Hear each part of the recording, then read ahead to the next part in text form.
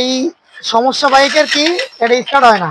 এই যে এই জ্যাকটা লাগাইলে একটু দেখাও, এই যে এই জ্যাকটা যখন আমি খুলে দিচ্ছি, কার্বোরেটরের যে জ্যাকটা খুলে দিচ্ছি, তখন কিন্তু আমার বাইক একদম ওকে, কিন্তু ওকে হইলেও আমার বাইক কিন্তু পাওয়ার নেয় না, ঠিকভাবে টানে না।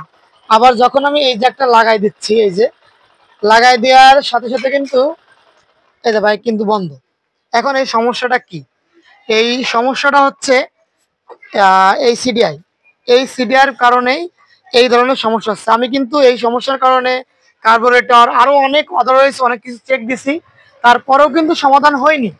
তো যার কারণে আমি মার্কেট থেকে একটা সিডিআই নিয়ে আসলাম।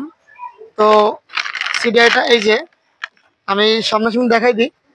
এই সিডিআই যখন আমি লাগাচ্ছি, তো এই পর্যায়ে এসে আমার গাড়ি কিন্তু এখন ওকে। আর জ্যাকটাও লাগাই দেখাই, এদিকে আসো। এই যে এই জ্যাক লাগাইলেও এখন আর আমার গাড়ি বন্ধ হয় না।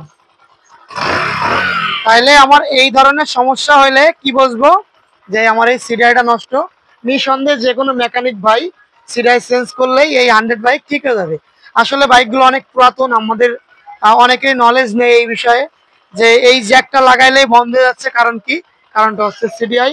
এই সিডিআই মার্কেট থেকে কিনে লাগাই দিলেই বাইক ওকে। তো আজকে এই পর্যন্ত। ভিডিওটা ভালো লাগলে লাইক কমেন্ট শেয়ার করবেন। আল্লাহ হাফেজ।